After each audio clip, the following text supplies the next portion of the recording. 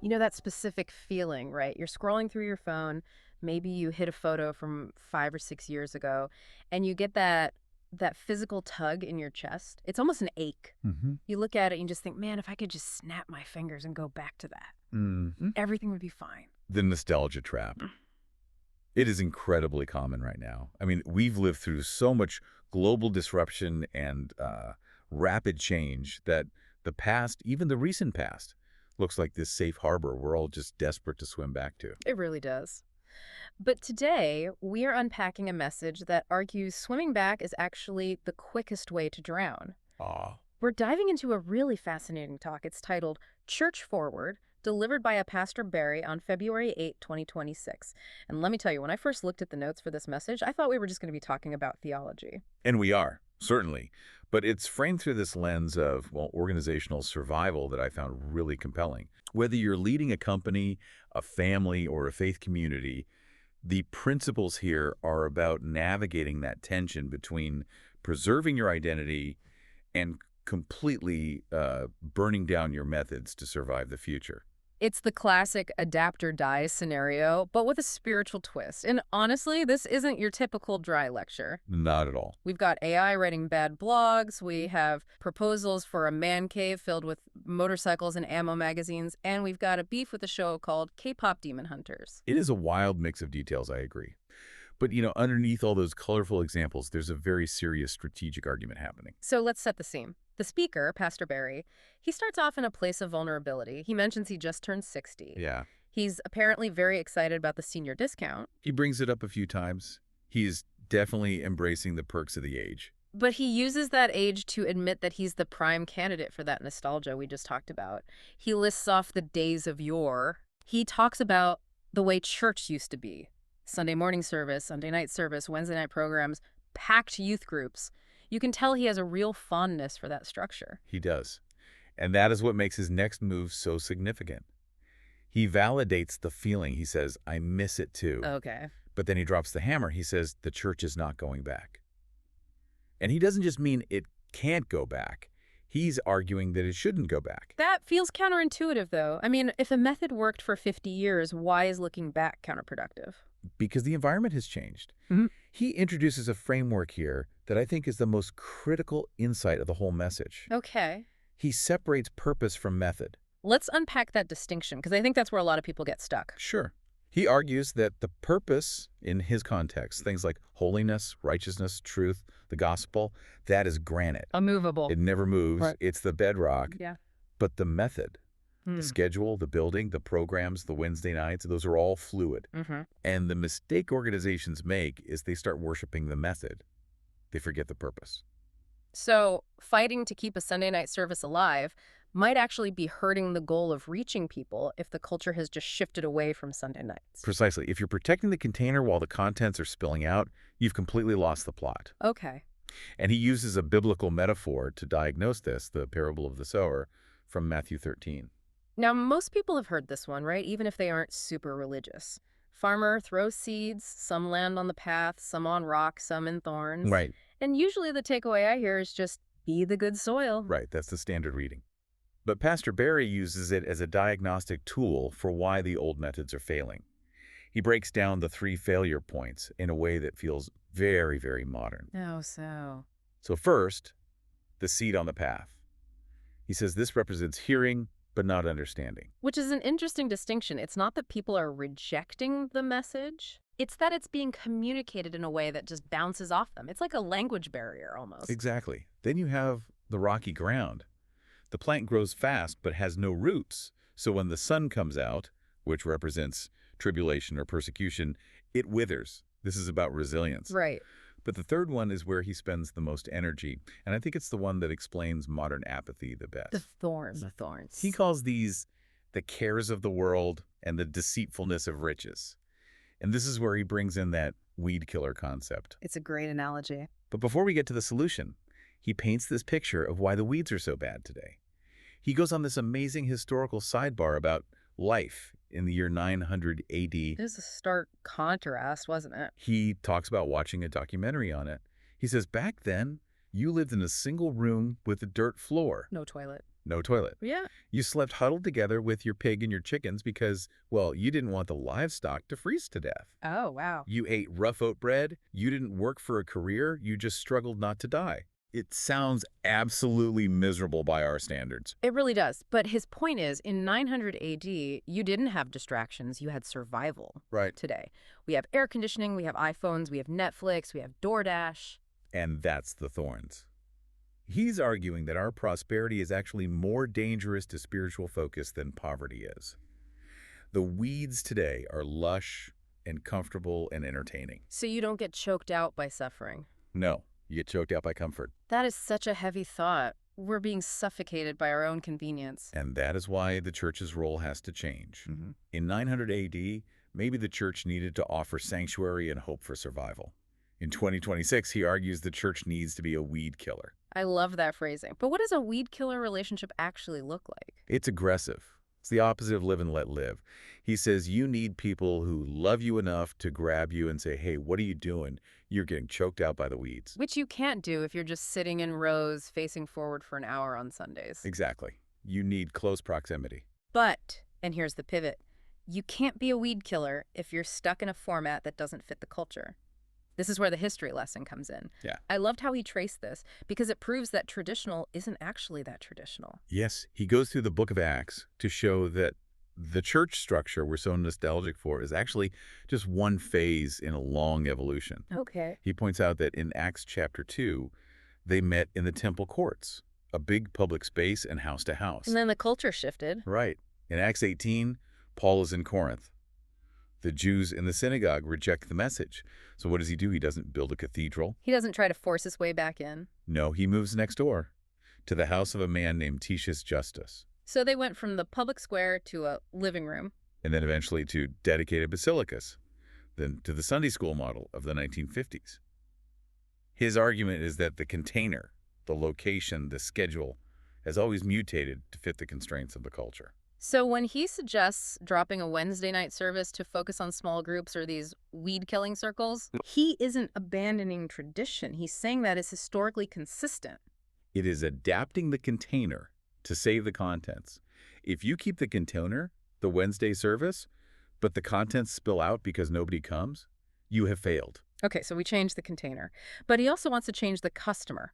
This was a part of the message where he flips the famous quote. The JFK reference, ask not what your country can do for you. Right. He asks the room, what do you want from your church? And I imagine if you polled people, you'd get the standard answers. Sure. I want a good youth program for my kids. I want uplifting music. I want help when I'm sick. All valid desires. But Pastor Barry identifies this as the consumer trap. Ah. If you define your relationship with the church by what you receive, you remain a customer. And customers are fickle. If the service drops, or the music changes, or the coffee is cold, the customer leaves. So what's the alternative?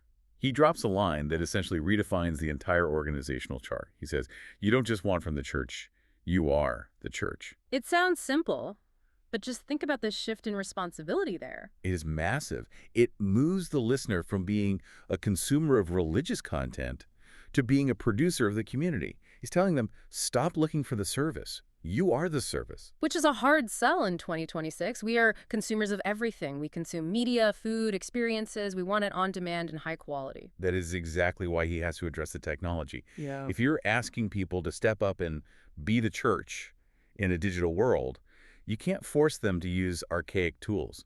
You have to meet them where they are. And this is where he gets very practical and surprisingly tech-savvy for a guy who just celebrated his senior discount. He talks about ditching their old EasyType app for something called the SHC app. Right. But then he talks about AI. I was surprised by his candor here. He just admits it, right? He says they use AI to take his sermons and generate blogs and devotionals. Which is a smart leverage of content. Yeah. But did you catch the failure story? The text from his team. We used AI to pull the podcast together, and it sounds horrible. I love that he kept that in the message. What does that signal to you? It signals a healthy relationship with innovation. He isn't a Luddite. He is willing to try the new tools, but he's also not blindly trusting the algorithm. They're checking the work. He basically says, I don't want to be the church that adopts electricity 20 years after everyone else. He wants to be current, but authentic. Speaking of authentic, we have to talk about the cave. I had a feeling we were getting there. This is the most specific and I think funniest example of adapting the method in the whole message. He's talking about physical space. Right. Apparently, the women in the church have the cove. Which is described as lovely, decorated by a lady named Brenda. Very welcoming. And the men, they have an empty room in the back. And Pastor Barry has a vision. He wants to christen it the cave. Okay. And the decor requirements are, well, they're specific. Guns and ammo magazine. Do you have any guns and ammo magazines? Bring them. He wants tools on the walls. He literally asks if anyone can figure out how to park a motorcycle inside the room. It's easy to chuckle at this stereotype, the whole manly man aesthetic. But look at the psychology he's leveraging. What do you mean? He mentions that men were coming to him saying they needed connection, they needed a group. But they weren't engaging with the typical sit in a circle and hold hands format. He's trying to create a third place. Exactly. A space that signals you belong here. If the environment feels sterile or, I don't know, overly feminized, certain men won't open up. Yeah. But if you put them in a room with a motorcycle and some tool chests, maybe they put down roots. Motorcycles over doilies. It goes back to the Sower parable. Maybe the cave is how you clear the rocks so the roots can grow deeper for that specific demographic. It is knowing your audience. You have to adapt the environment to the people you're trying to reach. And speaking of audiences, he pivots from the men to the children. And this is where he identifies the real competition. The K-pop demon hunters. I must admit, I had to double-check that this was a real thing. Oh, it's a genre. He's not wrong. But the context is fascinating. He compares his own childhood education Schoolhouse Rock to what his grandkids are watching. He's 60, so he remembers Conjunction Junction and I'm Just a Bill. Educational, kitschy, sticky, you learned legislation through cartoons. Now he looks at his grandkids, 2 and 5 years old, and they are glued to Miss Rachel, Bluey, and these high-octane fantasy shows. He seems genuinely baffled by the demon hunters thing. He says that doesn't sound very helpful. Right. But he's not just shaking his fist at the cloud, is he? No, he recognizes the power of the medium. He says these shows are mesmerizing, and here is the church-forward strategy in action. He doesn't just say, stop watching Bluey. No. He says, we need to build something better. He proposes a Schoolhouse Rock for the Bible. Short, 10-minute, catchy videos that teach theology but are entertaining enough that a kid begs to watch them. He realizes he's in an attention economy. A Sunday school lesson once a week with felt boards cannot compete with hours of high-production YouTube content every single day. If he wants the message to stick, he has to upgrade the delivery mechanism. He literally asks someone in the congregation to, and I quote, vibe code this idea. I don't think vibe code is the technical term he was looking for. Probably not, but I respect the hustle. He's asking for a solution that competes on the same level as the secular distractions. He's basically saying, why should Miss Rachel have all the attention? He wants that engagement for the gospel. It's ambitious. It is. And that brings us to the why. Why go to all this trouble? Why decorate a cave with ammo magazines? Why fight the K-pop demon hunters? Why struggle with AI? Because it sounds exhausting, honestly. He anchors it all in 2 more parables from Matthew 13, the hidden treasure and the pearl of great value. This is where the tone of the message shifted for me. It got very quiet. He asks the ultimate question, what do you want from God? And he argues that deep down, it isn't just a social club or a moral handbook. People want the kingdom of heaven. He defines that as both an eternal destination, heaven, and a present reality. You know, healing, peace, presence now. And to drive home why this matters, he shares that story about his friend Tom. Yeah, he visited Tom when he was dying, and he said when you're standing at that bedside, all the weeds, the money, the career, the distractions, they just evaporate. Go on. He said only 2 things mattered to Tom, family and eternity. That is the legacy mindset.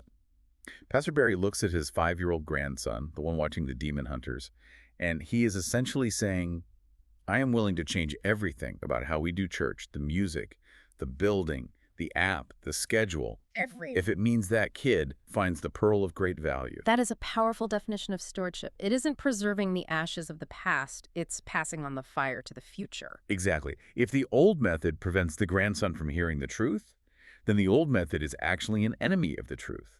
That is the core of Church Forward. So we've unpacked a lot here. We started with that itch to go back to 2019 and why that's a trap. Right. We looked at the weed killer concept, how we need community to fight distraction. We talked about moving from customers to producers. And we looked at the tangible innovations. The cave, the apps, the media strategy. The message ends with a challenge. And it wasn't just, come back next week. No, it was a call for labor. Ah. He asked people to raise their hands, not to be seen, but to commit. He asked them to dream with him. I liked that phrasing. It invites them to co-create the future. He acknowledges he can't do it alone. He needs someone to run the nursery, someone to mentor the teenagers, someone to bring the motorcycles, It's a call to stop waiting for the days of yore to return. and start building the infrastructure for the days ahead. So here is the big question for you listening today. And like we said at the top, this doesn't just apply to church. Apply this to your business, your team, your family. In the communities you belong to, are you operating as a customer expecting to be served? Are you sitting back critiquing the show? Or are you the service itself? And the provocative thought I want to leave you with is this. Are you protecting the method or are you protecting the mission?